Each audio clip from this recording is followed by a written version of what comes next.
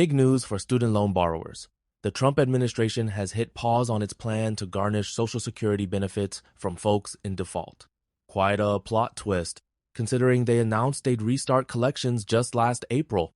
What's driving this reversal, do you think? It's a fascinating pivot. The administration likely recognized the public backlash over targeting retirees reliant on Social Security, especially since many are living on fixed incomes. Imagine waking up and finding 15% of your only income stream gone. That's a recipe for disaster. Yeah, that's not just a dent in the wallet that's skipping groceries or missing doctor's appointments. So, is this pause just temporary, or should borrowers breathe a sigh of relief? The Department of Education says it's only a few months. They're promising more outreach and support in the meantime, but the threat of garnishment could return by summer. For now, it's a stay of execution, not a pardon. Let's break down how this garnishment actually works.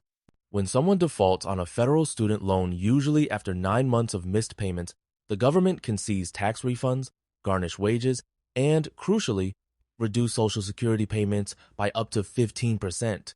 That's pretty aggressive, right? Absolutely. It's like using a sledgehammer to crack a walnut.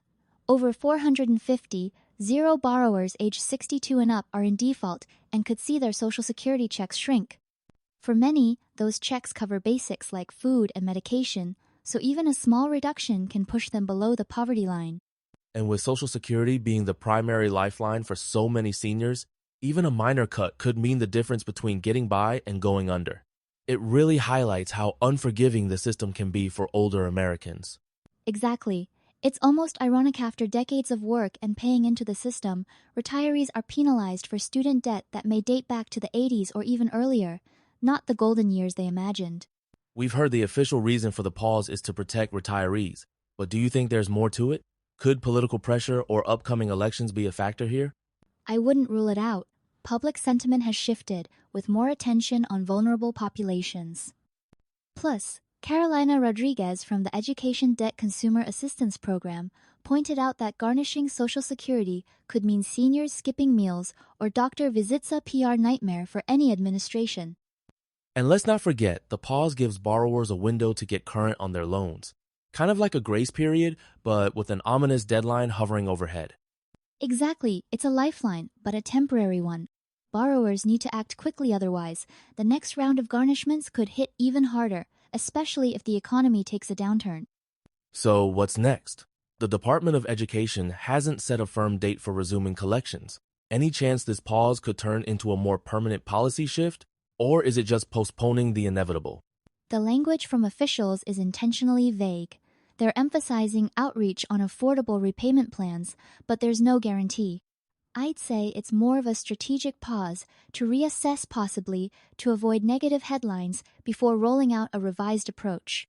It almost feels like they're testing the water, seeing how borrowers respond to proactive communication before pulling the trigger on garnishments again. Exactly. It's also about optics. A measured, we care approach might soften the blow if collections resume. But for now, the uncertainty is leaving a lot of seniors and their families anxious. Let's zoom out. Student loan debt has ballooned to $1.6 trillion, affecting almost 43 million Americans. That's more than the GDP of many countries. How did we get here? It's a perfect storm: tuition inflation, stagnant wages, and easy credit. The system made higher education accessible, but didn't account for repayment realities. Now, we have retirees still paying off student loans from decades ago, generational ripple effect. It's wild to think someone could pay their mortgage off before their student loans. The snowball keeps rolling, crushing more borrowers as it goes. Exactly. And with the gig economy and unpredictable job markets, repaying student debt has never been more challenging. The crisis is no longer just about young adults, it's a lifetime burden. One solution getting a lot of buzz: income-driven repayment plans, or IDRs. Can you break down how these work and what sets them apart from the standard 10-year plan? Sure, IDRs peg your monthly payment to your income and family size, typically 10% to 20% of discretionary income. Think of it as a sliding scale. If you earn less, you pay less. Plus, after 25 years, the remaining balance can be forgiven. It's like an escape hatch, albeit a slow one. Sounds great in theory, but what's the catch? Are there downsides borrowers should watch out for? Great question. Forgiven balances are sometimes taxed as income, and stretching payments over decades means more interest accrues. Still, for many, it's the only way to keep payments manageable. Another big hope for borrowers, public service loan forgiveness, or PSLF. If you work for government or nonprofits, you could have your debt wiped after 10 years of payments. Sounds almost too good to be true. What's the catch? It's a fantastic program in theory, but in practice, it's been plagued by paperwork nightmares. Until recently, only around 2% of applicants actually got forgiveness.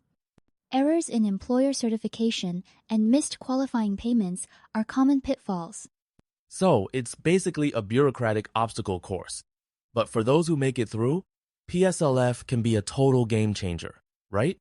Absolutely. If you dot every I and cross every T, you could see 6 figures of debt erased. Just keep meticulous records and maybe a bottle of aspirin handy for the paperwork headaches.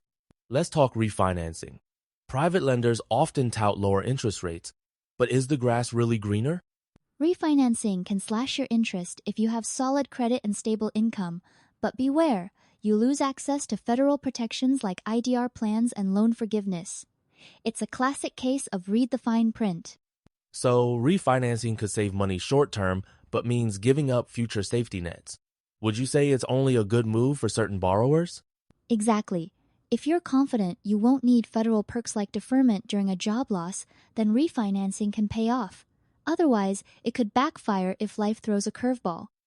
Not everyone can swing hefty monthly payments, especially early in their careers. How do extended or graduated plans help lighten the load?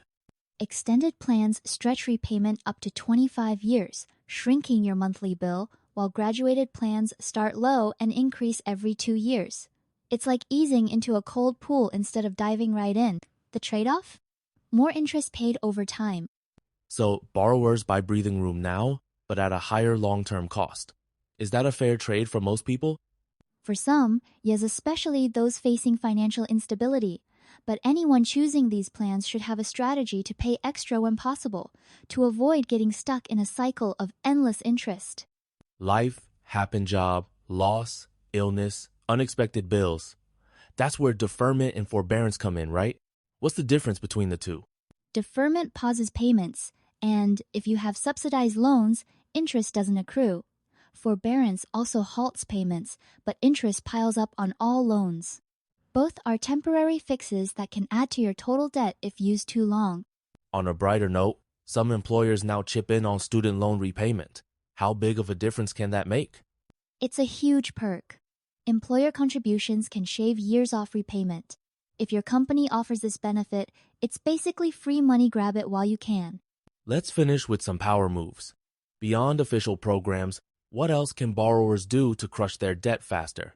Extra payments are the unsung heroes. Every dollar above the minimum goes straight to principal, cutting both interest and payoff time. Even a small side gig, think freelancing or rideshare driving, can accelerate the process.